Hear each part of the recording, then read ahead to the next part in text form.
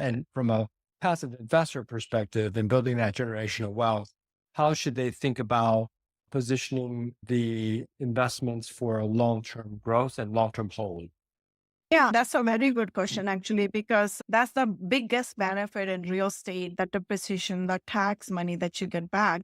So beside that, there's a depreciation. That's what you're talking about. What happens is, let's say, for example, if it's a value-add property, you go in, you purchase the property, and then you do cost segregation.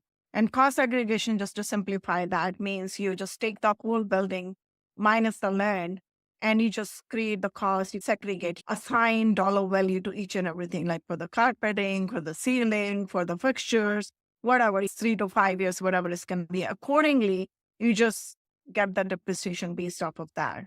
And sometimes, like one of my first deals, like I told you, we got 120% in the depreciation because we use the leverage in that too, right?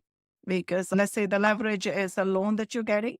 Because let's say if you're buying a $10 million property, and if you're doing the 70% leverage, you're getting 70% loan, the $7 million, and then $3 million that you're raising. But when you're doing a cost segregation, you're doing it on the whole amount of the property value, not just whatever you invested cash in there. So that gives you the bigger depreciation dollars that you can write off, and then we give it to investors that they can use for the write-offs. Yeah. This is a really good strategy that you told me about leveraging your 401k. And you cannot invest from your 401k. You have to move into SDIRA, or you can create an EQRB. That's another way, is enhanced retirement plan. Because in 401k, how much you're getting? Just like I was collecting a dust, basically 4%.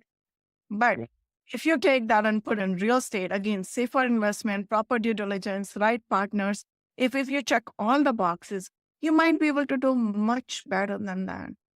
Yeah. You might be able to quadruple that. Who knows? That's what I'm saying. It all depends upon your strategy, your vision, your story. So this is like picking up the pen and writing your own story.